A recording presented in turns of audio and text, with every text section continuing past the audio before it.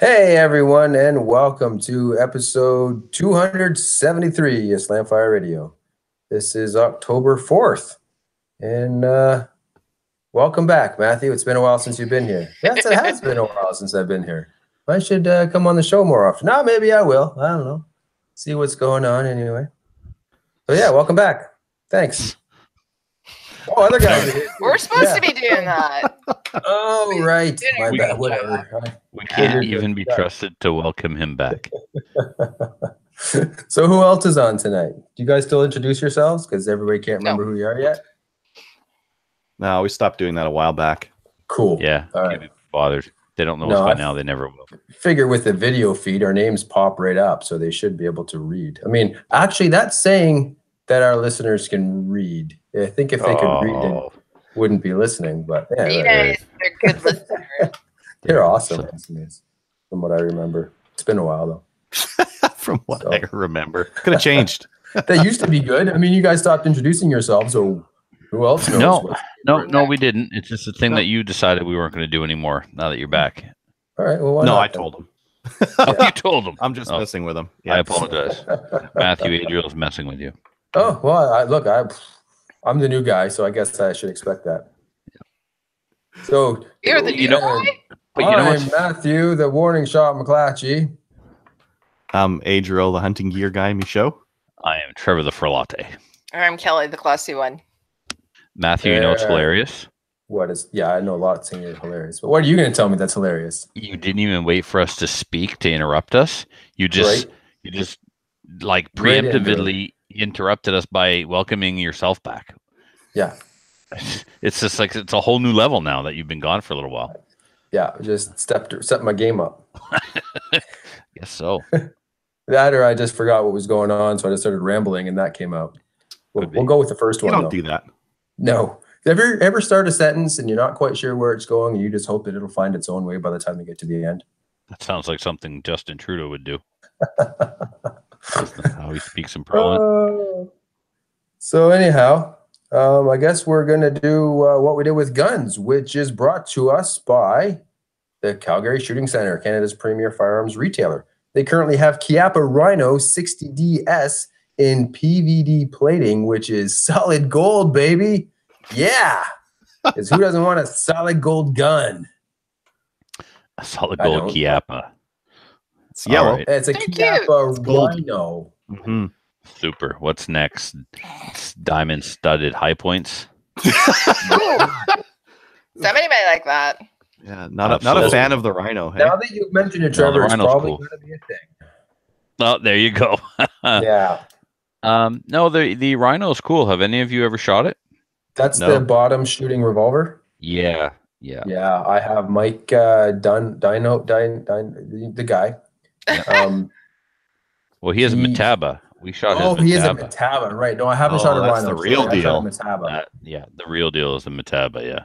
Oh, I see. I haven't shot the Rhino yet. Then I shot the Metaba. What you shot, for the listeners who don't know, is a semi-automatic revolver, and it's like, what? How could that be possible? Oh, so this Rhino is just a regular old revolver, but it shoots out the bottom. Correct. Yeah, and it has some of the styling of the right. Metaba. That's still cool. And technically, aren't all revolvers semi-auto anyway, unless they're single action? Well, what this one does is rather than the trigger pull rotate the cylinder, the top of the gun moves on rails, and the cylinder rotates through this track that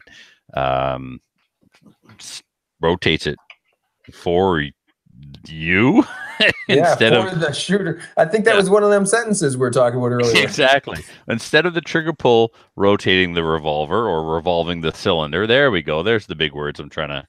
Lucky I'm not chewing gum. I'd have a stroke. Instead of the double action trigger pull rotating the cylinder or revolving, if you will, the cylinder. The action of the gun rotates the cylinder or revolves the cylinder rather than the trigger pull. That's a pretty neat little piece of tech that in engineering they came up with. But why? Well, why not? It was the answer to a question nobody asked, but it was a pretty cool answer anyway. Yeah. You know what would be cool? A semi-automatic revolver, said no one ever. Well, except for that one guy. One guy, yeah. And if you find one, they're insanely expensive. just sitting in the basement with his buddies, just smoking a huge bong, and then I what got a great if? idea. Oh man, what if we had a revolver, but it was a semi-automatic? It's like, Where do that you is put the clip? Greatest idea ever. Yeah, We don't and need a clip. You'll lose the clips. Put the revolver part on the top. exactly. And unlike alcohol, when they came to, they remembered their plan, and this happened. And they followed through. Yeah. So this, if you this want, true fact brought to you by Slamfire Radio, and the Calgary Shooting Center, unverified since 1996. and the Calgary Shooting Center, where you can get a rhino, Yeah, Gold-plated rhino. gold plated. That's I right. don't think it's actually Rhinos- gold. It's PVD, but it looks like it's gold. so what is PVD? Oh man, it's complicated. Okay, Chemistry and stuff. very good. Physical vapor deposition, something or other. Yeah, sure, why not? It's gold. Let's go, baby. All right. Well, I guess we should talk about what we've done in guns lately. So I haven't done much except brought them all to my new place. So they're all here. I've That's got lots of important. plans. That's important. I've got lots of plans to go shooting. I just haven't followed through with them yet because I've been busy, moving and new kid and all that stuff. So Trevor is currently typing. How is moving the guns? How is moving restricteds and that kind of thing? Well, Straightforward. you just have to lift with your knees and be careful that you don't throw your back out. And you just chuck them in the back of your cars like everything else. Easy peasy. Here's a piece. Or it's a pocket of your pants, or Pocket it. Yeah, whatever. It's all good. No, I just sent the CFO. You have to get an ATT because it's not a gun range. I'm not going from a gun range to a gun range, or my house to a gun range. I'm going to my house, from my house to another house. So I just called them up, said, I'm moving. I'm changing address. And this is my new address. And they sent me an ATT to move them. And so I did. Easy. easy. Excellent. I'm so glad that you're back on. We missed you. Yeah. Yeah, I missed you too. Trevor's still sincere. so sincere. It was nice having the time off because Thursdays got freed up, but no, I miss being on. It's fun being on here, so I'm glad I'm back. But Trevor's still typing what he's done in guns, so let him. You're done. That's it. That's it. I like your soundproofing, by the way.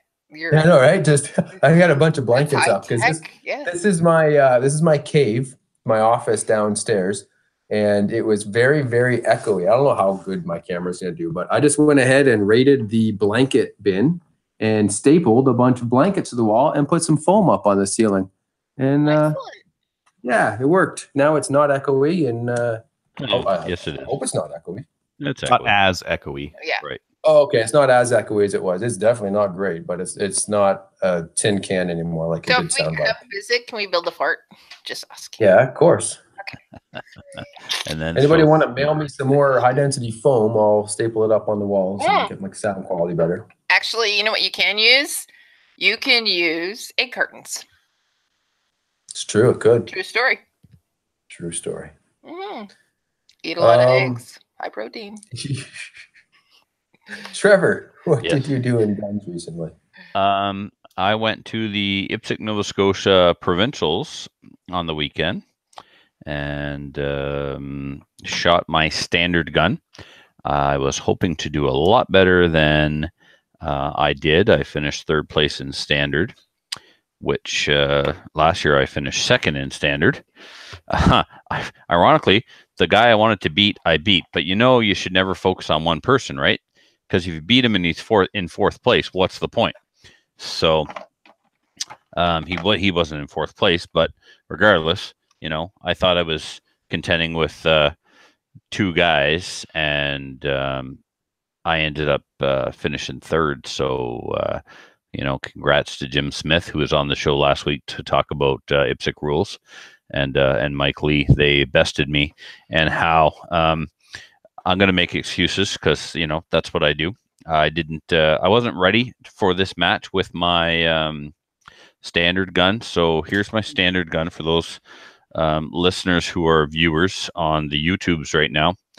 So it's a 2011, and it's very different from my Tanfoglio, which fit my hand like a glove. This one did not fit my hand like a glove.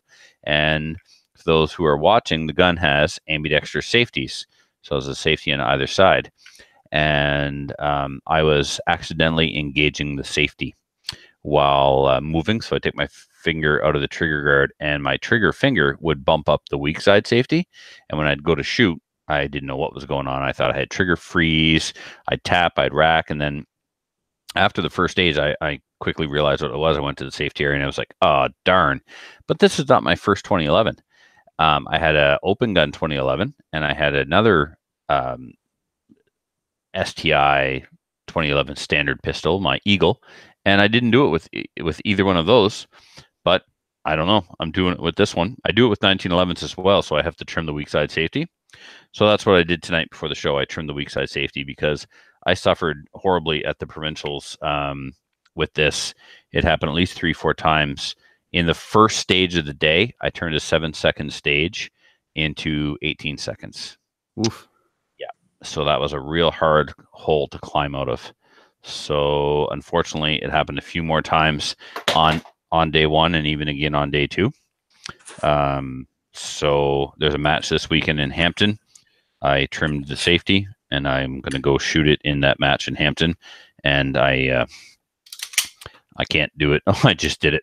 I don't think it's going to happen anymore. It's been trimmed back some. So just doing this movement of moving my finger up and down like that during the match, that was enough to engage the safety. And it would engage it ever so slightly. Like visually looking at it, you wouldn't even think that it was engaged, but sure enough, it was. And Is there an option to like not have an ambi safety? There is. I could very easily get a. Well, I know in 1911, of course, you can get a single side safety for one side only. But given the width of this frame, I don't know if they make one that goes all the way out.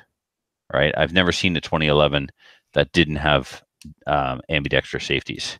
Well, with a Dremel, you could certainly make that non-ambidextrous. You're right. I could chop that sucker off completely, but I did. So you see how it's serrated? So I took off one full section, and then I put some relief in underneath. And I also, my delicate teacher hands, you know, I don't work for a living, so I've got real soft hands. And the back of the grip, it's got a lot of like sharp edges, unlike the 1911, which is, you know, perfect. So I went at this with some 400 grit to kind of blend all those edges together.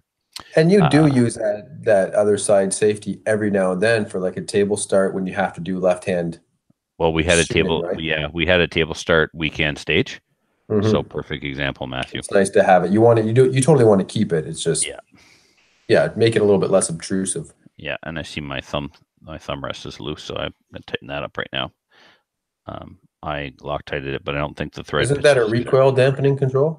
That's what that is. Yeah, that's it's actually an anti-flipperosity device. Anti-flipperosity device. Yeah. So that's pretty much all I did. I went to Nova Scotia, got my butt handed to me because I brought a new gun. I don't know what I was thinking. Well, I know what I was thinking. I was thinking it was level 3. And if I go with standard, I'll get a presidential medal for standard. I've got one for classic. I'd like to win one for standard division as well. I was also thinking new gun. Haven't shot it much. I want to play with my new gun. When the IPSC New Brunswick provincials happen, officially for me, right or wrong, I consider my season over. And the Nova Scotia provincials just a bit of a bonus. But this was a level 3, so I should have stayed in classic. But anyway, it is what it is. It's kind of hard to get a presidential's medal in standard if you're shooting classic. Well, tell that to Jim Smith. He shot his classic gun in 9mm, so he shot standard minor using his classic gun and whooped me. Yeah, okay, yeah, that would have been an option. You could have done that. Yeah, I could have. You're right. Oh, I could have took my. Yes, I could have stuck with my primary gun, the gun I'm most. Sticked was the right I word. I could have sticked with my primary gun, and sticked. no, Matthew just said it was sticked. Yeah, you have to listen to me. That's not a word, but then again, we just use flipperosity, so you're fine, whatever. Thank you, Kelly. Yeah. So I could have sticked with my classic gun and shot standard minor like Jim.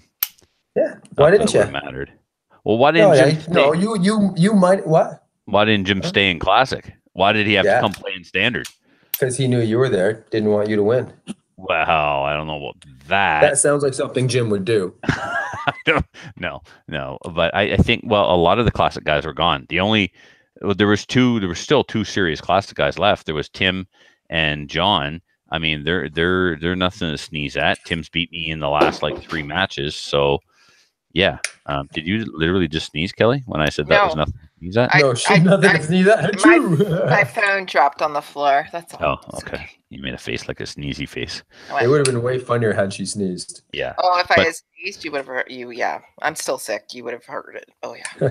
all the regular classic guys were changed divisions or not at the match. Matthews, like Sean Hansen went to Open because he's going to the Florida Open or the Open Nationals, USPSA Open Nationals, some big match just for open shooters in the US. So he's going to that and shooting Open. So he's made the switch to Open, hopefully temporarily. Andy and Steven went goose hunting in Quebec. They're whacking like 90 geese a day. It's amazing. So are they doing that open or standard? I think they're doing it in standard shotgun division. Standard shotgun division. Yeah. Nice. So, so yeah, pretty much all the classic guys were gone. So I guess Jim thought that the best division to have competition was standard. So unfortunately for me, he went to standard, and like I said, it was a whooping. I know I had problems with the gun, but it was still 84%. I only won one stage in the whole match. It was a medium stage. It was an awesome stage. I used some tips and tricks that I learned in the Alex Burdett class to save time on movement. So that was cool. But in the end, I wasn't able to pull it off. So, but a good match. The stages, the match was balanced. You had a couple of stages. You had multiple ways. There was one stage I told Jim, I've been doing IPSC a long time, but I've not had this much anxiety over stage for a long time, if maybe ever, because I just didn't know if my plan was the right plan, if it was an efficient plan. And I was so freaked out because I only had 5 mags, and it was difficult to plan the stage so that you weren't stuck doing a flat-footed reload. Got to the point where I borrowed a mag from Charlie Bourne, a listener of the show. His squad showed up. We weren't done shooting yet. So I was stressing out over not having enough mags and doing an extra mag change and running out of mags. So when Charlie's squad showed up, I went over like, Charlie, can I borrow a mag? No questions asked. He didn't. He just whipped out a mag, took the ammo out, and handed it to me. Like, here you go. So huge shout out to Charlie for helping me in my unnecessary panic, because when I was done the stage, I still had 2 mags on my belt. I don't know. What are you going to do? So I really got up inside my head with that one. So anyway, that's it. That's what I did. I went to Nova Scotia and became second loser or whatever third is. Yeah, second loser. We nailed it. So second loser at the IPSC Provincials in Nova Scotia. You still did well, though. Pardon me? You still did well. How many participants were there? 68. Okay. But there were not 68 in my division. Overall, for the whole match, I think I finished 13th out of 68. So no, I did not do well.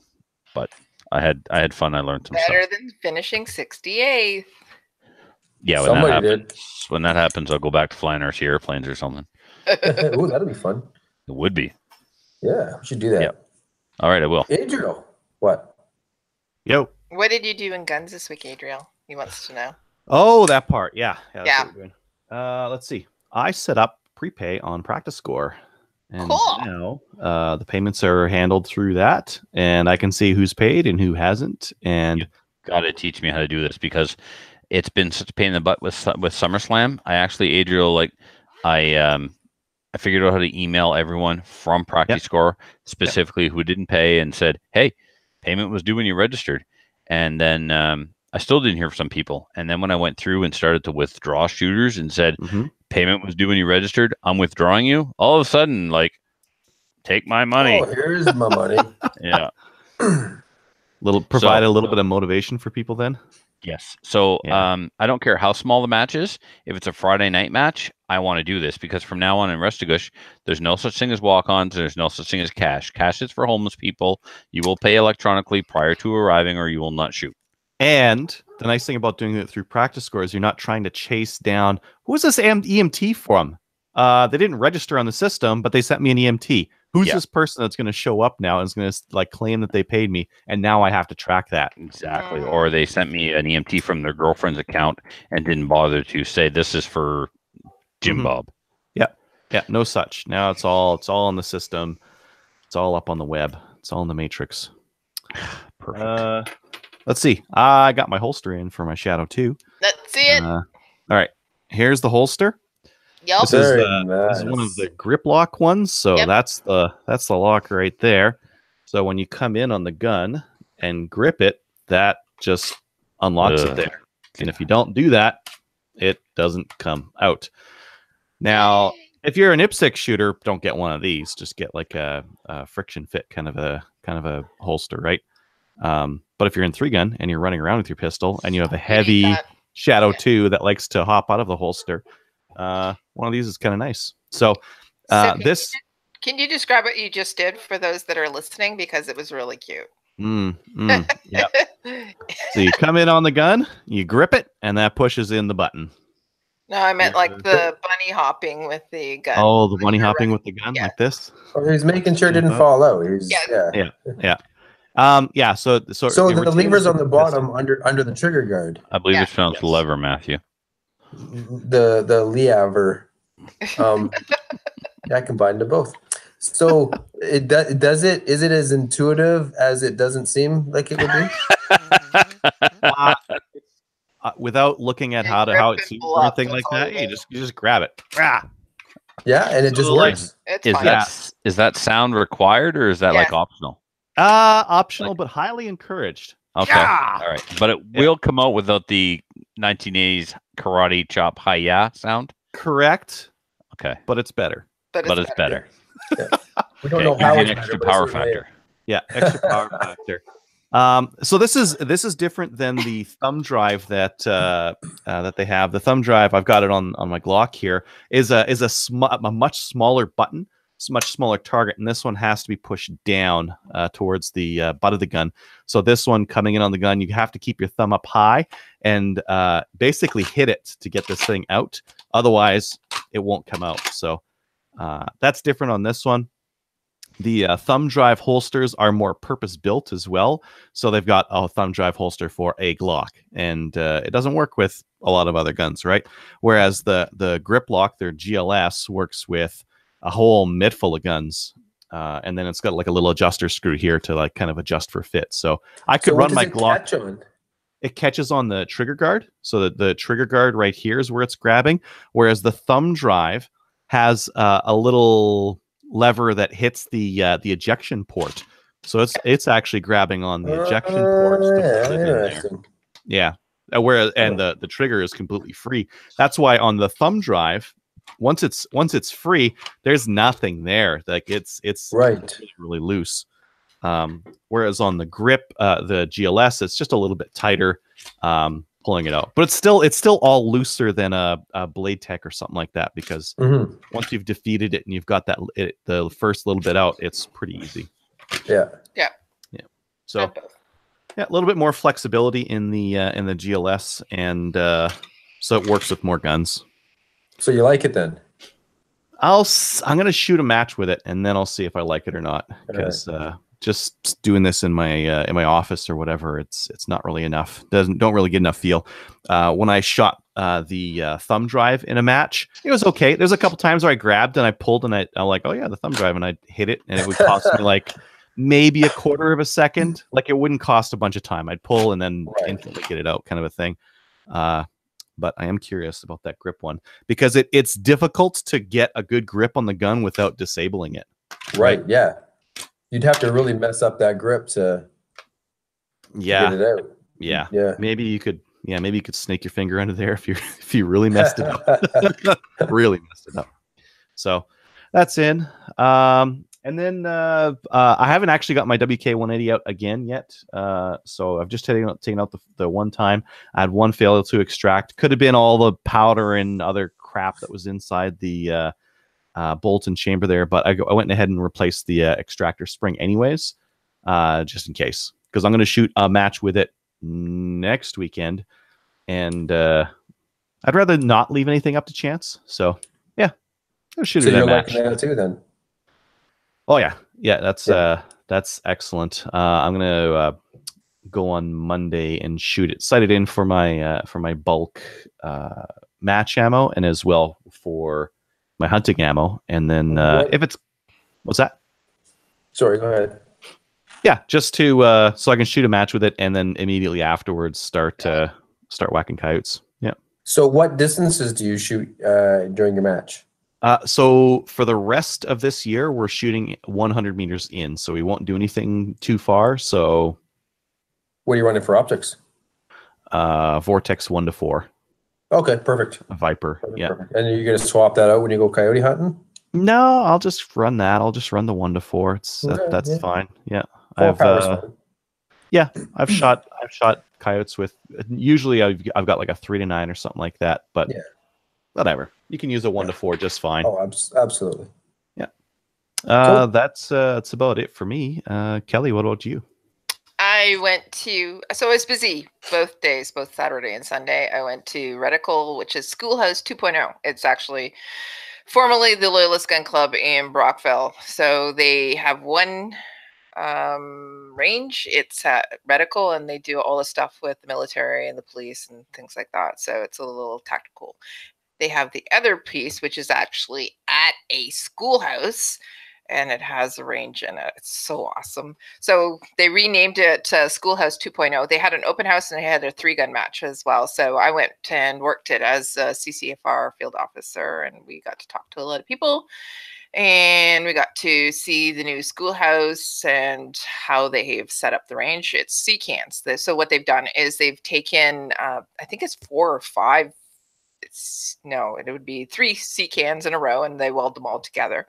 And then they do 2 side by side, and then they have 8 bays, and it's really, really cool. So they were having people in there doing a 3-gun match, and they were really surprised about how popular 3-gun was. And I said, you do know that 3-gun is the wave of the future. Lots of stuff out west, but nothing out here in the east. So they were pretty surprised about the fact that that they were basically sold out for the 3-gun match. And then they had the open house with, basically they wanted to sell memberships to the schoolhouse side of things, because that's a public range as opposed to Reticle, which is, as I said, military and OPP and other police forces anyways.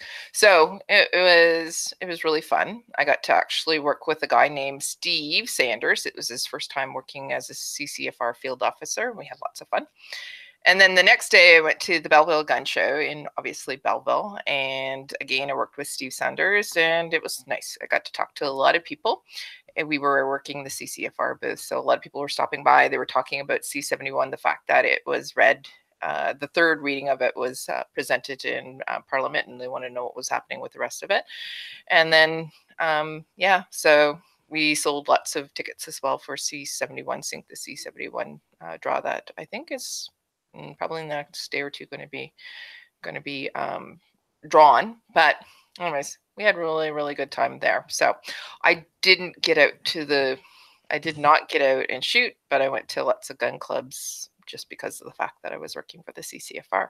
The other thing that I did today, I made a play date. I'm going to go and shoot with somebody who's never shot before. On Sunday, we're going to go to the range, and he was just asking what it was like. And I said, well, why don't you come out with me? And so he said, sure. So we picked a date, and he's going to shoot some pistol. He's going to shoot some 12 gauge, and he's going to shoot an AR. So he's excited. That's what I've done in guns this week. Very cool. That's awesome. All right. Well, I guess we'll do some upcoming events then. So 3-gun events. Anything coming up there, 3-gunner? Guess that's me. Yeah. There's a couple coming up. PFI Canada has a 3-gun match this weekend, and then the weekend after, Chaz and Northwest 3-gun both have a match. I really should be doing this for IPSC as well. You should be, because I think, like, I was looking. Yeah, it's difficult to tell where the matches are, and especially for the bigger matches, it'd be really nice to know. Yeah, I mean, I like what you've done, where you've created a central location to post all of your 3-gun matches to. IPSC World has a calendar for all level 3 and higher matches that are registered and sanctioned. The other sections just are all over the map with how they promote their shoots, either on the second, like IPSC Alberta's website, IPSC Manitoba's website, IPSC New Brunswick has a calendar with a schedule. And so, if you're in your province and you're planning on only shooting in your province, it's pretty simple for you. But maybe the listeners don't know in Ontario that there's a shoot happening at a particular club. I don't know if we created a website like you did, but for IPSC, if match directors would get on board and do it. I don't know. I think so. I know. Well, I mean, the interesting thing about that is, let's say you're a member of IPSC, New Brunswick, but it's easy enough to drive down to Nova Scotia for a match. Wouldn't it be nice to have one place that had them all on a map? I go to IPSC. And I go to the website of the province I'm going to. If I'm going to Quebec, I'll check IPSC Quebec. If I'm going to Nova Scotia, I'll check IPSC Nova Scotia. See, that's the thing 3-gun doesn't have. There is no 3-gun Alberta. Yeah, this is pointless. No 3-gun Alberta, 3-gun Canada, the whole thing, 3gun.ca, all in one spot. Because there is no other spot. There is no 3-gun Alberta. There is no 3-gun Ontario. This is pointless for IPSC because IPSC is sanctioned and far more organized within each individual province. Yeah. Well, 3-gun Nation has a system, but it's only for 3-gun Nation affiliated events, and I don't think there's anything like that for USPSA 3-gun or multi-gun rather. Yeah. All right, carry on. All right then. Maple Seed events. We have any of those coming up? We did have. Yep, we have one. It's going to be in the Peterborough area, or GTA area. It's in Woodview, and it's on October 20th. We still have a couple of spots, but we're pretty much almost sold out. So if you are looking to do one more event before the end of the year and you are in the GTA or Peterborough area, come on out. The cost is $50 for adults or $35 for if you're military or law enforcement, and $15 for youth, which is 18 or under. There is a $25 range fee, but you get lunch. So it's awesome. Go to the mapleseedrifleman.com website and you can sign up there. And that's about it. Kelly, you did one in Halifax? Well, near Halifax? Huh? Yeah, in Dartmouth. In Dartmouth? Yes, Dartmouth. What about at the outdoor AMA range? AMA? I don't know which one range that was. Did you... Ask me anything, range? In Dartmouth, did you do it at an indoor range? No, it was at the outdoor. Out by the airport. Yeah, well, that's not Dartmouth. No, so I don't know. Enfield. Okay. Yeah, so you were technically in a place called Devon. Which is, so no, I was talking to that club president the other day, and he's in charge of IPSC, and we got talking about, I don't know what or how, but Maple Seed came up, and he was like, yeah, they had one at my range. As far as I know, it went well. Yeah, it went great. It was a great range. Yeah, well, that range that you were at, that's every time I shoot IPSC in Nova Scotia, that's where I go to that one. I could imagine because of the fact that while we were doing the event, if you went next door, there was a bunch of guys that were doing IPSC. They have boats. They have everything that they were actually shooting off. It was fun. Well, calm down. It's no Rustigus. They have a dinghy. Well, okay. They have right. It is. Yeah. It's no Rustigus, but yes, you're absolutely So defensive. It has. She said it has boats. It has everything. It has literally a dinghy. All right, it's no Rustigus. If I'm going out east, Rustigus is my favorite club. I didn't ask you to say that. Now, I mean, it's true. It is true. Like, thank you for affirming, Kelly. Thank you for saying what we already knew. I really liked hanging out in Dartmouth and Halifax. It was fun. Yeah, but you were nowhere near Dartmouth, but that's okay. It's not like you're from this region. Wait. What? I just went over the bridge. Okay. Right? Yeah. Okay. Anyways, we were staying in Dartmouth. How was that? Yeah, that's good. Okay. That's in Atlantic Canada, right? Yes. The Maritimes, if you will. Yeah. All we also did PEI as well. Just saying. Was that Wild Bill's range? I don't know who Wild Bill is. Anderson. You know, Wild Bill. Oh yeah, Bill's range. Yeah. Well, it was one of them.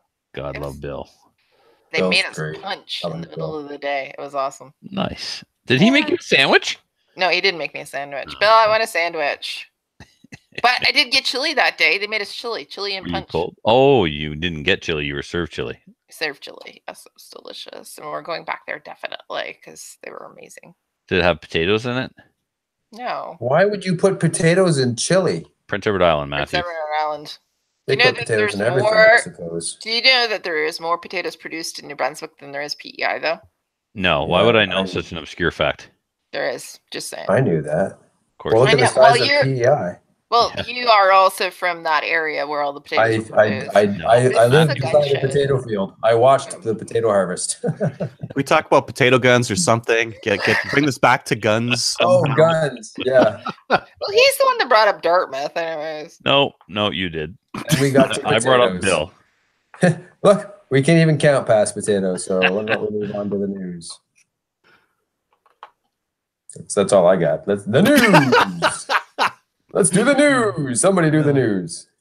Slamfire Radio was on the news. We were. Yeah, we were. That was All quite right. the article. Where in this article are we in? Are we like really low down? Are Really we low It's down. low. They I were tried reading it. I'm like, it's got to be in here somewhere. They It's did got it. so many references. Well, we did an interview with Mark Morelli from the Gun Vault, and he was quoted from our show, and then they started to quote our intro song, which is pretty awesome. If you got it, you got to admit our song's pretty awesome. Yeah. I wrote that. You did not. You're right. I didn't. But I know the guy who did. Steve Yes. Lee did. We Yeah. were walking to the airport when he explained where the lyrics came from. Time to put something between me and the sun. We know the secret to that line, which we cannot Okay. share.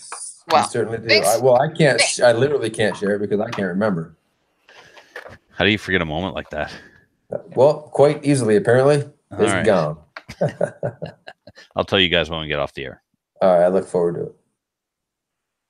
So that's the news. We were in the news. That's it. Oh, Sweet. yeah. Tell the listeners where they can find the article, maybe. Yeah, sure. Thespec.com.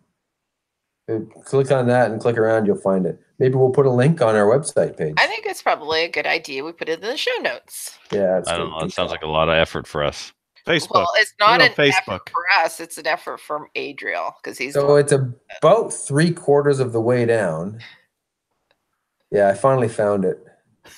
Shout out to Random Dave for pointing this out to me. You got to really scroll to get there. But keep But it's there. scrolling. Keep Yeah. scrolling. It's It's there. It's a good article. Just read Yeah. the whole article. And there's It's a link to it. surprising. Yeah, it's surprisingly well referenced Yeah. and It is. has a lot of viewpoints in one article. And if you are listening to our show because you heard about us in that article, we are so sorry that you Yeah. have actually taken the trouble to do To this. find yourself. us. Yeah. Yeah. we're sorry. Read a newspaper? People still do It's that? on the internet. People reading it on the internet, so that's okay. Newspapers on the internet. Yep. I read it on the internet. This newspaper's on the internet. I'm reading it right now. I can see it. All right. So that's it for the news then? Tis. New gun stuff. So Adriel's gonna get the new bolt release for the 180. Yeah, RWA's got this this bolt release that's actually pretty handy. It makes like a little lever on the left-hand side of the gun that locks the bolt. So it doesn't use a paddle like the AR. Instead, it uses a thumbable bolt release kind of thing. It's expensive. It's $90, but that is really handy. That between that and the charging handle being on the left-hand side, super easy to lock the bolt open and to drop the bolt after you've changed out the mag as well. Yeah, go fast part. They're in Calgary, and I'm going to be in Calgary next week, so I think I'll just go buy it from them face to face. That's a good idea. You should do that. Yeah. Yep. Yeah. The next one is interesting. Is this real? Tis. So it says a Russian company plans a sniper rifle that can fire rounds at Mach 5.83. So that's like, ooh, that's not a very big number. That's 6,500 feet per second.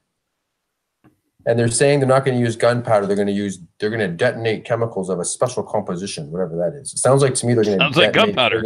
C4 in the barrel or something. How the heck are they going to get 6,500 feet per? Yee. That's like Fast. twice the speed of a 223. Yep. But I mean, here's the thing about speed. It doesn't, you don't double the gunpowder charge to get double the speed. It's like exponential. You have to like add like 4 times to get double the speed kind of thing. Well, if you look at the pressure curve on a round being fired through the barrel, let's say your barrel is like whatever 18 inches long or something like that, the pressure curve spikes up really high at the start, and then it goes down considerably afterwards, right? So you make most of your speed in that first little bit where the pressure is the highest, and you can't ever exceed that pressure because that's going to blow out your barrel. What if Right. their powder burns at a higher pressure for a longer, or accelerates the burn or something like that, and accelerates the bullet longer through the barrel. That would do it. Right. I don't know how you do it or what kind of chemical mastery you would need. I wonder if the burning of the gunpowder produces gases that themselves are flammable, and so it continues to combust and continues to expand as the expansion chamber opens, as the bullet travels along the barrel, and so it builds its velocity that way. Yeah, that would work. That would get you your velocity. I don't even know if that's possible. That just popped into my head. So, but that's cool though. I mean, they talk about the advantages of that. You have less time for that bullet to be in the air, to be blown off by wind, gravity, Coriolis effect, blah blah blah.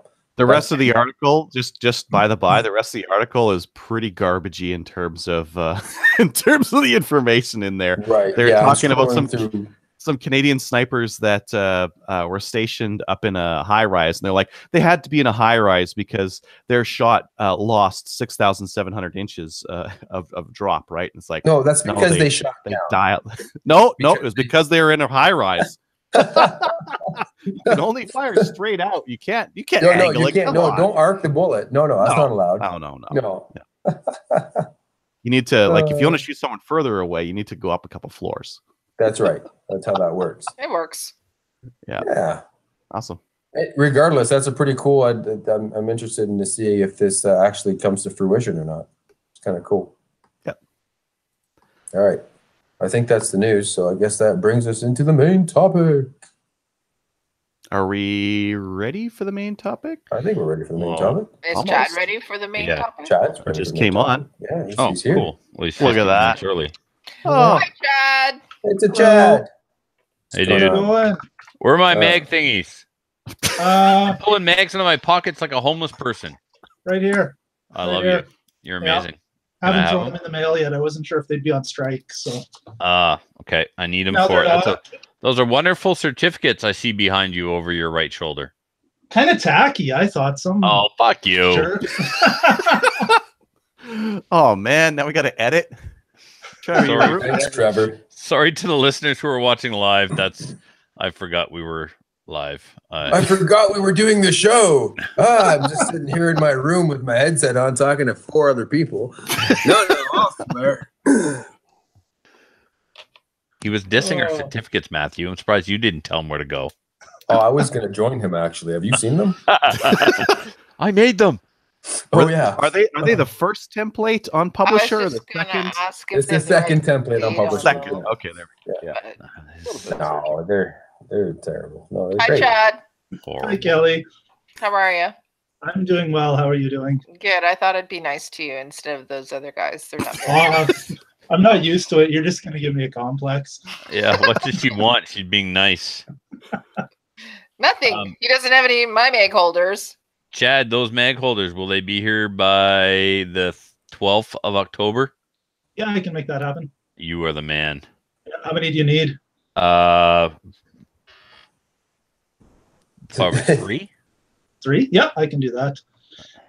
I'm fighting with my printer, but I'll just give you a sneak preview there and not talk about it. I might have one of those for you. Really? Maybe. Oh my God! You were going to get me kicked off that range. You're gonna wanna go shoot some trap with that, Trevor.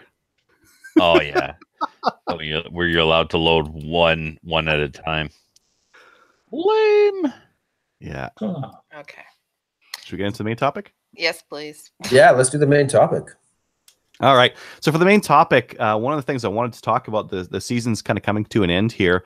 Chad and I have both been at a couple of different major 3-gun matches across the country. Chad's been to some major matches outside the country. And one of the things that was really interesting to me was the difference in flavor between those matches. So maybe, Chad, just maybe if we can just start somewhere. What are the major matches that you're aware of around Canada? Canada. So obviously the first one that comes to mind would be Prairie Fire out in Saskatoon. I think that's kind of the most well-attended match. Probably the most well-attended event, period, for that whole province, if you think about it. That's probably fair to say, yeah. Redneck Shoot out either at 100 Mile House or Prince George. That seems to be kind of one of the other long-standing ones. Grand Prairie has a 2-day match every year, as well as a team match, although I think that might be a Peace River. What else? Obviously, Chaz did their Battle of Alberta this year. Yeah. And I also attended Medicine Hat did their first 2-day match as well this year. So that's kind of the large ones I'm aware of as far as what I would consider a major match. But I'm also not super familiar with what happens in Eastern Canada. From what I see online, nothing that big, but it sounds like it's growing.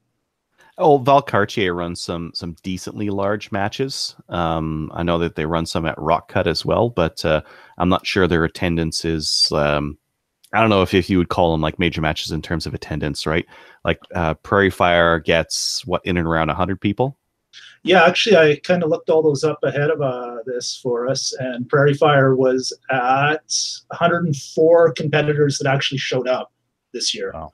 Okay. More registered, but 104 actually shot the course of fire. Out here, we only have 2 that are reliable that happen around the same time every year, and that's my club and the AMA range there where the provincials in Nova Scotia just took place. Both us and them put one on annually, but that's pretty much it. Like, for example, there was a pistol rifle match the other day, a couple of weeks ago, where I think they shot pistol and rifle, and I think 3 people showed up. Yeah, that can happen with a smaller club or not the population lack or whole bunch of factors. Yeah. What are the other ones that you found there, Chad?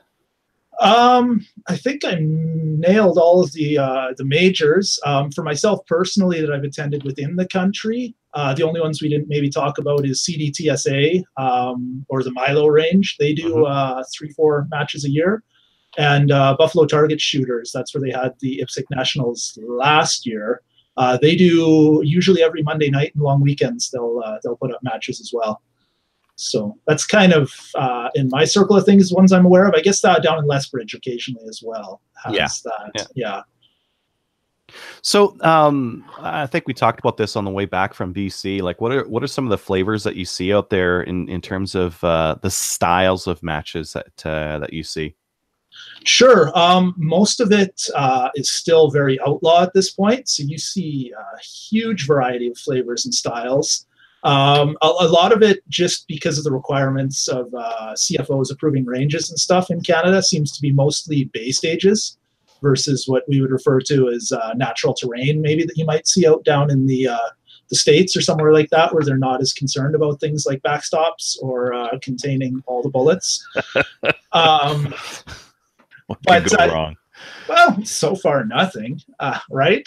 But I don't know, base stages, but I guess within that base stage, I would break them down between what I would consider technical shooting. So lots of tight, accurate shots from, you got to kind of well think that out versus what I just call hosing. And kind of my favorite stages would be a combination of the two, or what I refer to it as gear change. I love it when they get you just amped up shooting an array of 12, 15 targets, and then, here's 3 tight shots right in a row where you got to slow yourself right down and think about what you're doing again. All the different matches seem to have their own flavors, I would say. You'll see Chad, definitely. Do you notice the difference between the matches being put on at like straight up outlaw matches where the guys aren't necessarily doing any other kind of practical shooting sport, and a difference between the matches that are held at clubs that are like primarily IPSC clubs and USPSA clubs, and it's those same people that are then putting on the matches, but with 3 guns? Yeah, I would say that's actually 100% accurate. A good example of that would be the Prairie Fire shoot. That's very their rule set. I don't think it's 100% USPSA. Actually, I know it's not, but it's definitely pretty leveraged close. against Yeah. that. A lot of the target presentations are very influenced by IPSC or the arrays.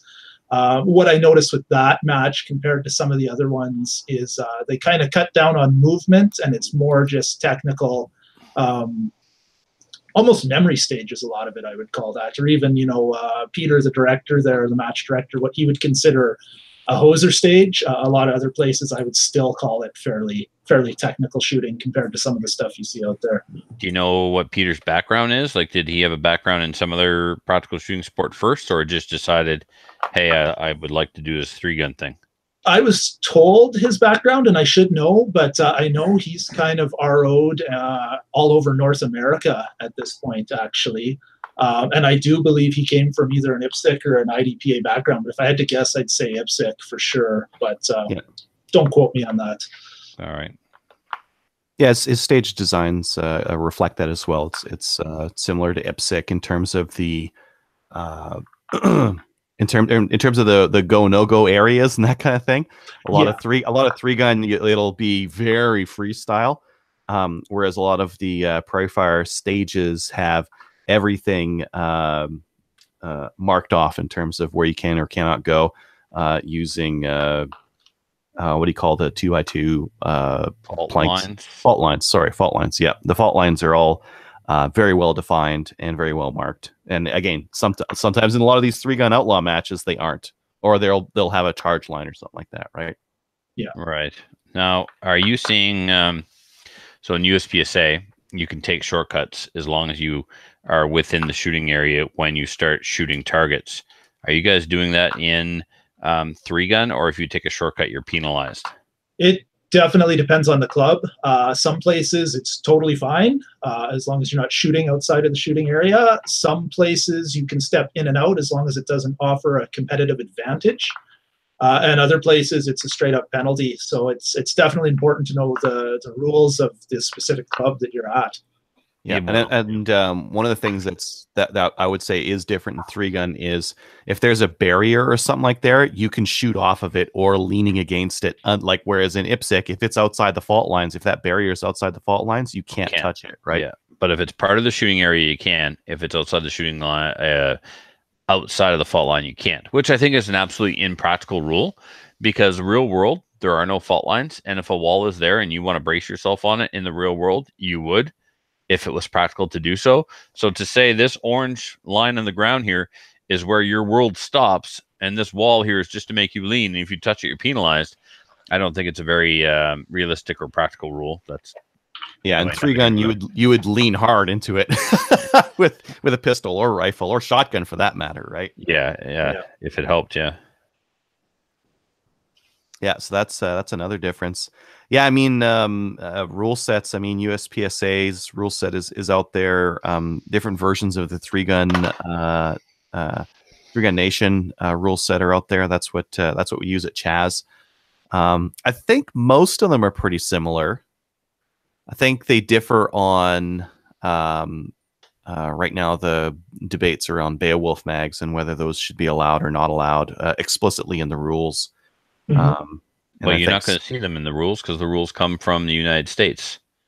So that's going to be a club-to-club rule, which absolutely is a problem because you want competitors. Now, this is a personal opinion, but I think a lot of people share it. Consistency in rule sets from match to match, regardless of where they're held, is very important.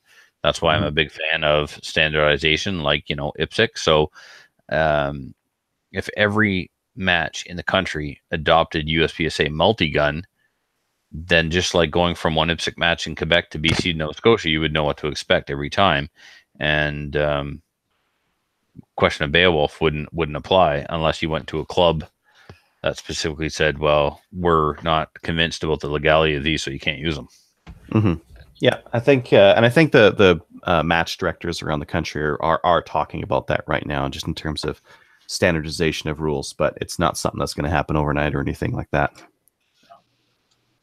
Yeah, unless Canada developed its own 3-gun association.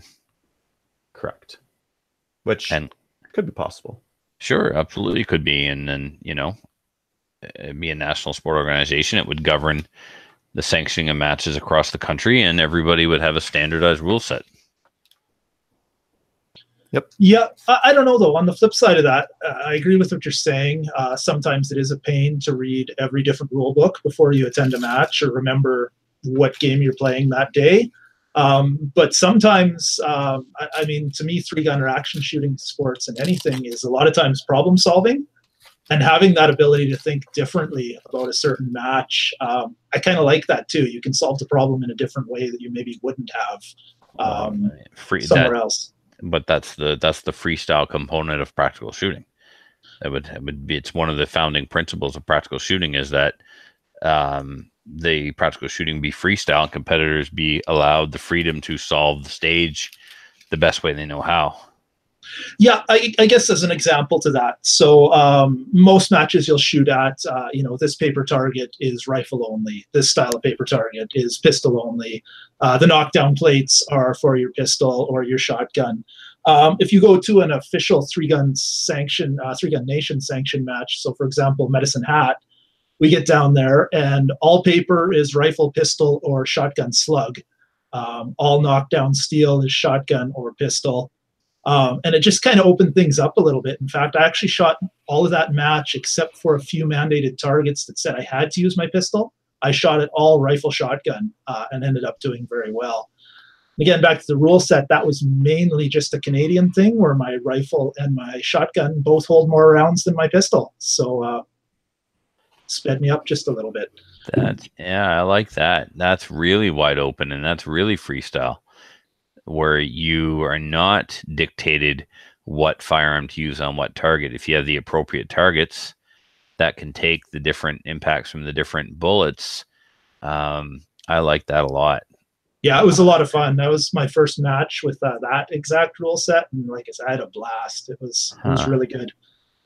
And yeah, their paper targets in Three Gun Nation are just like basically Square. a pizza box. Yeah, You just got to hit it twice, right? or once Twice in the rifle, circle. pistol, or once in the circle, or if you choose to engage it with your shotgun, which would be a slug, one anywhere, and she's good. Interesting. Mm-hmm. Targets should be cheaper because there's like nothing. There's no waste cutting that thing, right? Yeah. You just need to find some places to cut them and get them. But yeah, super interesting from that aspect. Whereas Prairie Fire, and Chaz actually stole this idea from them. They use the IPSC Classic headbox targets as metric targets. The names make no sense. The headbox was there first. It should be the Classic, but anyway. Yeah, so we use the headbox targets as a pistol target, and the diamond turtle black Classic targets as the rifle targets. So it's like easier to see. But like the box, the pizza box thing, and just like have at her. I like that idea too. We do something similar, Adriel, where all mini targets are for rifle, all full size Classics are for pistol, and all steel and frangible are for shotgun. Once in a while, now that we've got some good AR 500X metal stuff, we'll stick a plate rack out there at 50 meters and call that a rifle. But that only started since we got our X metal stuff that can take the hits. Yeah, it's hard to even shoot stuff at 50 meters because we found that 223 just will divot like everything. Yeah, it doesn't matter if it's AR 500 or not. We're seeing little chunks being cut out of the plates and dimples starting. Yeah. We'll typically we'll try to keep our steel at 100 meters or beyond, and then use cardboard if it's rifle. But yeah, interesting. So one of the other things I noticed, Chad, is that there's a difference in the physicality of the matches. Some of them offer no physicality, and they're quite easy to shoot, and there's like minimal movement. Yeah, that's mostly positioning, and whereas other ones are physically challenging. What have you seen so far? Well, I mean, so you and I are both a little biased. We're both from the Chaz 3-Gun League, who has been accused on several occasions as being savages, just for the sheer level of physicality we've got. In fact, some very good shooters have point blank told me they will not come because they're not good at running, and we run way too far. But yeah, it's all over the place. I mean, at the last Chaz match there, running down some of the roadways and stuff we had there, I wouldn't be surprised to see a guy put on a couple thousand yards of running at least back and forth. Yes, I'm out. I wouldn't go to that either. And I want to go to a shooting contest, not a running contest. But it is a shooting competition, so you run 300 yards, and then hey, go shoot that 500-yard target with your rifle. That's a skill you're testing. Yeah, no thanks. Well, and that's something that they have in service rifle as well, right? They have rundowns in service rifle. Yeah, you run a little bit, you stop, you shoot. You run a little bit, you stop, you shoot. Yep. You don't, Others of them, like we had one memory stage at Prairie Fire, for example, or actually a lot of the redneck stuff seemed very much the same way. Just with the technicality and the arrays that were present, it was literally to the point where my stage breakdown was, walk 3 steps at a 45-degree angle to where I'm at, shoot 6 targets, shuffle 3 steps right, and you might engage 30, 40 targets over the course of fire and only have moved 10 yards tops. Mm-hmm. Just based on how they've arranged barricades or arrays. So that, and, everywhere in between, you'll see, a little bit in between some nice tight stuff, and then run through this shoot house, and then run through this desert gully and climb a tower. Kind of, it's all over the place, but I would say out of everything I've seen, Chaz by far has the physicality hands down versus anything else I've experienced so far. Well, and I think like within the US, you see that in some matches, right? Hard as Hell is one of the premier 3-gun matches in the US, and it's difficult. There's running, there's dragging things, there's going through little man tunnels that you gotta like crawl through, and all sorts of weird stuff. They do it safely. Like if you're gonna go through a tunnel that you typically have to go through with your guns empty and that kind of thing. Yeah, but they scale their berms. They run between bays. It's a very physical match, and that one seems to be desirable, right? Yeah, so that was at the Southern Utah Practical Shooters. I should say one of the Hard as Hells is at there, and that's where we did the Empire Strikes Back match. They've got their famous gully run stage, they call it, and it was hard. I mean, it was 35 degrees plus desert heat, running through this, climbing some towers, through some gullies. Got to the end of it. We actually had one guy, basically, he was having trouble getting up. He put out so hard at the end of it. He'd just given it his all and was done at the end. Got to the end. We're talking about how hard that is, and then talked to Brian and Ken Nelson. And apparently we only did the first third of what that stage would be under Hard as Hell. So... Oh, yeah. Well, and I mean, if you want to get really extreme and completely on the other end of the spectrum, they do Ironman, and what are the matches that Dave shoots that are basically jogging with all your equipment on? The run and gun. Yeah. Yes, the run and gun, which is like a mini marathon with guns and shooting in between. Yeah. 5K minimum, and everything you might need, you have to bring with you. And if you don't have it, well, you're going to get some penalties. That would be brutal as a Canadian, because like we don't carry enough ammo in our mags. Yeah, I mean, there's definitely a lot of variety in the physicality and the creativity of the stages. Some of them are the stages are very much. And actually, I was listening to the Practical Pistol podcast, and Ben Stoger was talking about how a lot of the stages in the US aren't super creative. They're just, no, you'll go here, you shoot around this thing, go over here as a Cooper tunnel, and then there's a leaning right shot out at 10 yards, right? So they don't put a lot of effort into their stage design, which there's some positives and negatives to that. The positive is that it's very easy to make a stage. I guess the negative is that it could get boring after a while, right? You're definitely just testing your skills, and you don't get very much of the novelty, I guess, of some of the different stuff. Yeah, the problem solving, or like a lot of the stages I find that I like/hate is we've come up with this crazy shooting position, and you've got to try to figure out how to do that accurately. And usually the first time you see it, you're just like, holy cow, like, I don't even know how to do this. Then you'll see a few people shoot it, or you'll experience yourself. And the next time you come up against it, you know how to shoot from that weird position that somebody's dreamed up. And I mean, you've just added that skill to your toolbox for sure. So, how do the matches in Canada compare to the ones in the US? Well, so the one I was at down at the Southern Utah Practical Shooters, whatever they call their range there, the biggest thing obviously was mag capacity, right? All of a sudden I'm running 17 rounds in my pistol. I'm running 40 or 60 rounds in my AR-15. Did you ever drop a mag with like 15 rounds left in it because you're used to dropping them in Canada for your reload? I actually didn't. I had two things along those lines, though. One with my AR-15, the only time I ever had to take a mag out of it is I had a double feed. Like I never had to reload that ever. I just kind of pulled the mag out, racked it a couple times, jammed it back in, away I go.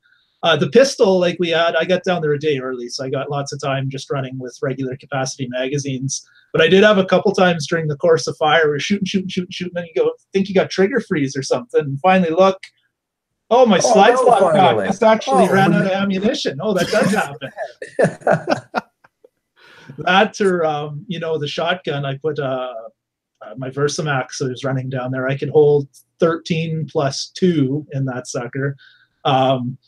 You know, and you're finding yourself just stuffing it as you're running because that's what you do in Canada. And then, you know, when you unload and show clear at the end, you're racking 9 or 10 shells out of this shotgun. What am I doing? The Americans are like, what are you doing, Canadian?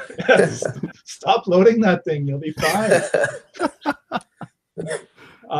Yeah, there was that. The other thing was just kind of, like I say, the natural terrain, shooting out into a desert at 300 or 400 yards with just nothing behind it, watching impacts. Or the biggest thing for me was they had poppers activating toasters, and you engaged it all with your pistol and shot flank lays with a pistol. So that was a ton of fun. Yeah. Yeah.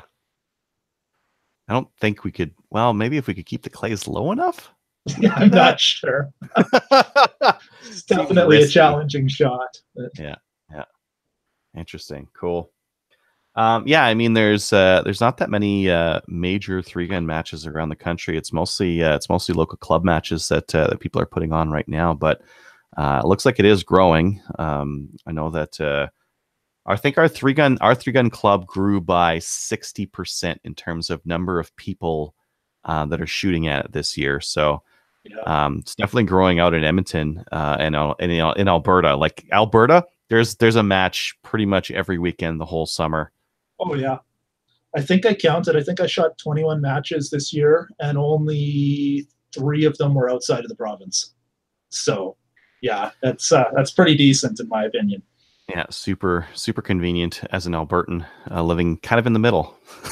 yeah, exactly. A little bit of driving involved, but you get some lot good matches out there. Awesome. Any other thoughts about 3-gun major matches, Chad? Not really. Just I hope they keep it up. I mean, it's a ton of fun to go out there. It's kind of, I mean, any shooting activity in Canada is the same way, but you get to see some of the same guys at all kinds of different locations, catch up with them. Just a ton of cool people to hang out with and shoot some fun stages. And I hope it keeps growing. Like I said, I like having this many options, and I'd love to see more. Yeah, me as well. Awesome. Well, thanks for coming on and nerding out on 3-gun with me. Oh, hey, no problem. Yeah, it was getting towards the end of the year. I'm like, man, I wish we could do like a recap on all the 3-gun matches around the country, and I think we've got that now. Yeah. Awesome. Okay, thanks for coming on the show, Chad. Hey, no problem. Thank you. Thanks, dude. See you later. Yeah, so we've lost Kelly, for those of you keeping score. She lost her internet, so she's out for now. So bye, Kelly. We miss you. Right, she's out. She's looking for she's out looking for her internet. She lost it. Come back. Lost puppy. Yeah. I miss you. I think that's hilarious. You're hilarious. Thank you. Yeah. That backfired, didn't it? Yeah, it kind of did. Dang it. You're welcome. All right, what are we doing next? Listener feedback? We got a lot of listener feedback this week, didn't we? Like, Trevor, you're going to have to read it all. Yeah, probably not. There isn't any listener feedback this week. Excellent. So that's easy. That's the amount I can read. That is the amount you can read. You can read, yeah. Pretty cool. I'm awesome at reading when I'm not reading. Yeah. There's some YouTube comments here. Your first, yeah. Yeah, I was just going to go there and try to find that, but I can't find the link because I'm terrible at this game. Greg was commenting on reinventing the wheel gun when we were talking about the Unica there. I get it. Funny. It's called a wheel gun. Corinthian leather grips. I'm not sure what that was in reference to. That is a Deadpool line. And so Deadpool said it when his face was crushed against the seat in the SUV, and it comes from the guy from Fantasy Island who was doing a TV commercial for a car, and he's going on about the quality of the car, and he talks about the rich Corinthian leather. Yes. There you go. There's the most obscure reference ever.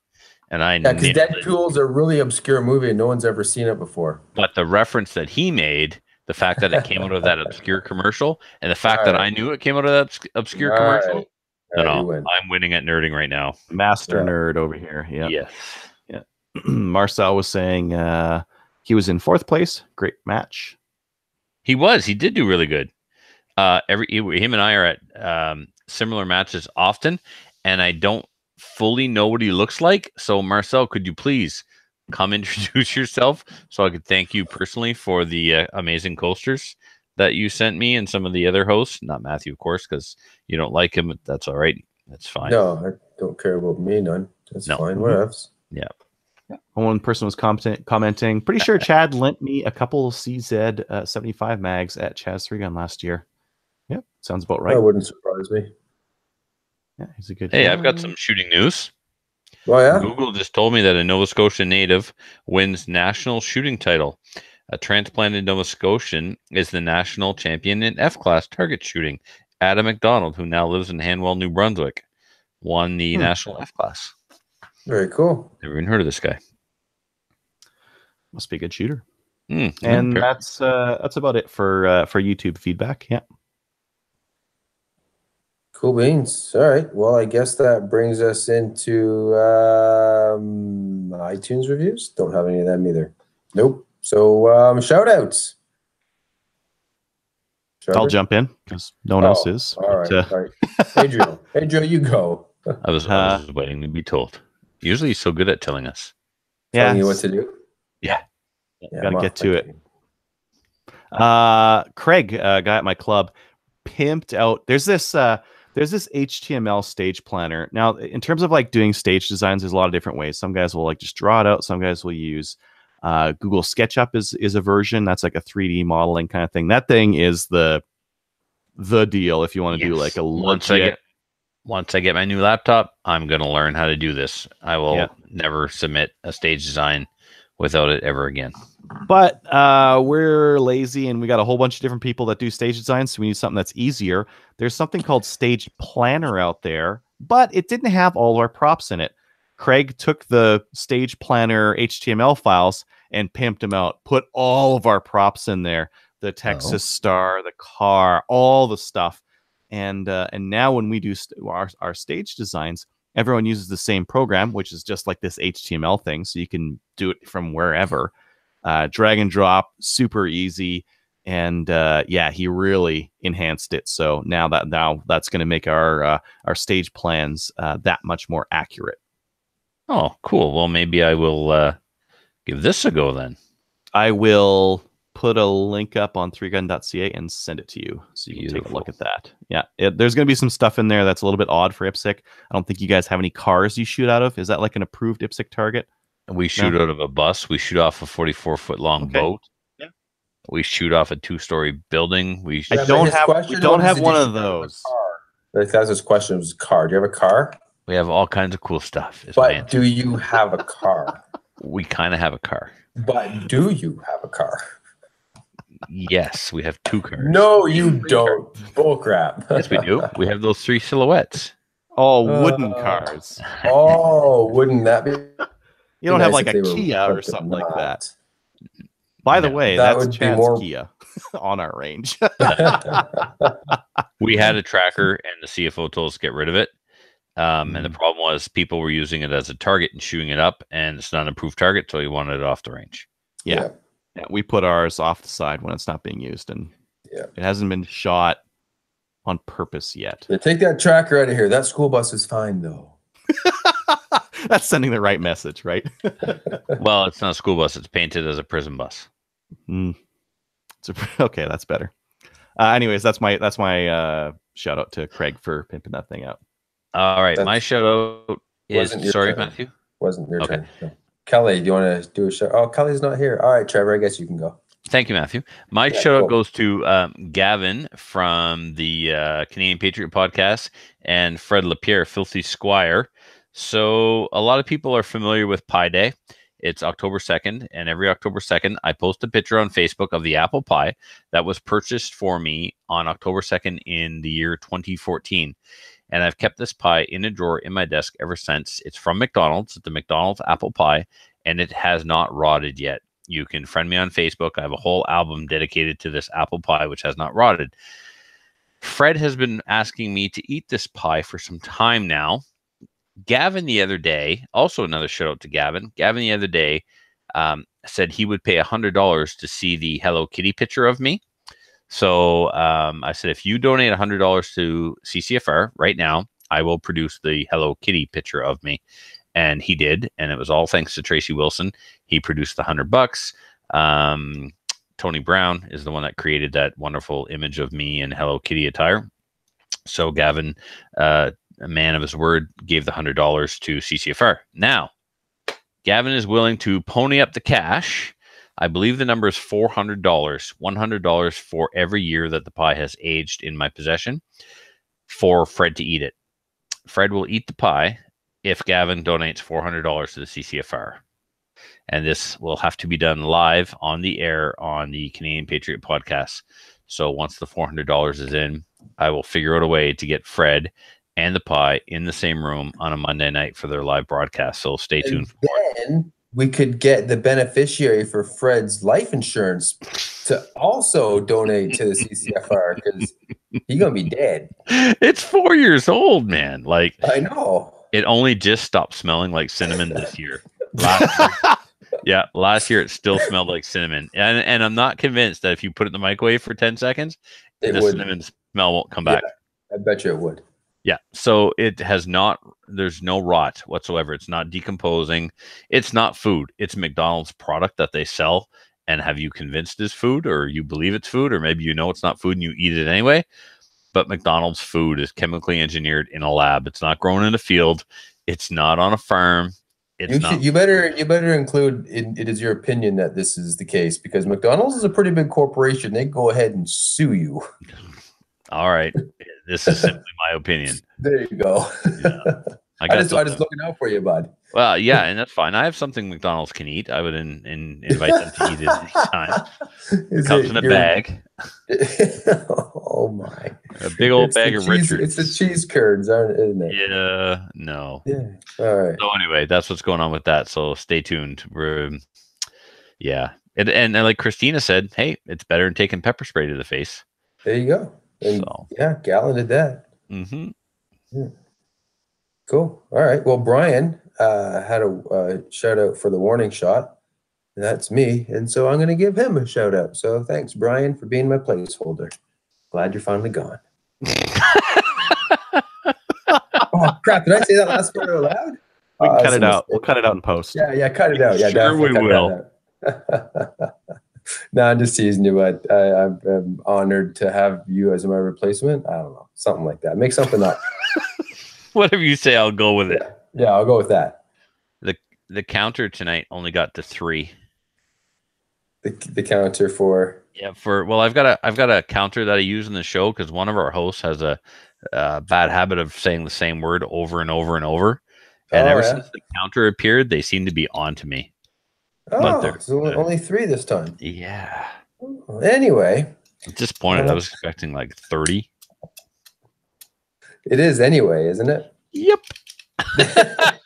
Isn't it funny? I just said anyway. And you didn't get it. I hope you clicked the counter. I didn't. That's good.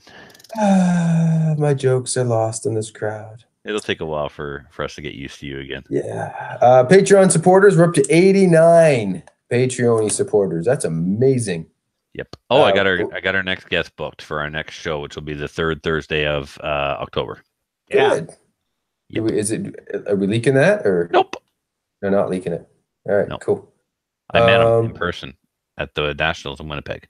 Wait, was it me? No, I wasn't. You weren't at the Nationals. Yeah, I wasn't there. And Chuck Norris. He also was not there. Oh. This is the guy who looked at me. It's the guy who looked at me and said, "Hey, Trevor, I'm a fan." And I said, "Of what?" That's the best. I know, because I'm dumb. Yeah. See, I thought you were doing it ironically, but you really didn't have a clue? I didn't have a clue. No. That's the even better part. Yeah, that was the better part. It's like when you do a pun and you don't realize it, but Trevor's just like, "Hey, Trevor, I'm a fan of what? What are you talking about?" of the show that you're on with the guns where we're at a range right? Oh, yeah, that. No, that's better cool. than that. He met me. He said, "Yeah, a fan of me, one of my fans." Oh, And, yeah, that's why I really didn't get it. So, well, why would you? well, exactly. Oh, and the dude who thought I really did hurt my back chasing a beaver Yeah. sent me another message to confirm he really did believe I hurt my back chasing a beaver. Good. Well, I'm glad that our outlandish excuses are aren't so Well, outlandish. Trevor did blow a calf muscle out walking up a mild incline, so it's not beyond the realm of reason that he'd throw his back out chasing a beaver. I mean, these things are not, sort of Canadian. I don't know. Very Canadian. Yeah. Very Canadian. Anyway, back to Patreon supporters. Brian updated his pledge to 556. Yeah, that was cool. Yeah, don't know why, but cool. Appreciate that. And WD, he's in for $3. That's cool. New supporters, if you haven't received your patches, just send us an email and we will we'll make sure that you get your stuff. It takes about a month to get it because we're slow. Also, we don't get things in the mail very quickly. Chad, if you're listening, I need 2 more mag pouches. I got a friend who wants to try them. So if you're willing to share the wealth, just saying, please. All right. Is that it? All right, that's it. Thanks for listening. You should join firearms associations if you haven't, because they're great. You should check us out on Gun Owners of Canada. Like us on Facebook. We're at 1986. It would be funnier if it was 1984. Why? Because we could do like some Newspeak or Double Talk or some fun stuff like that. But now it's Double Good. Oh, I thought you said 94. 84. 1984. Yeah, now I get the joke. Yeah, it's an Orwellian joke. Yes, it is. Will he get it or will he not? No, 1986 is probably the best year ever for music. Convince me I'm wrong. Okay. You're wrong. I'm not convinced. Oh, dang it. It didn't work. Usually it works. Okay. That's the show. I hope you are all great and awesome and we'll see you next week. Bye.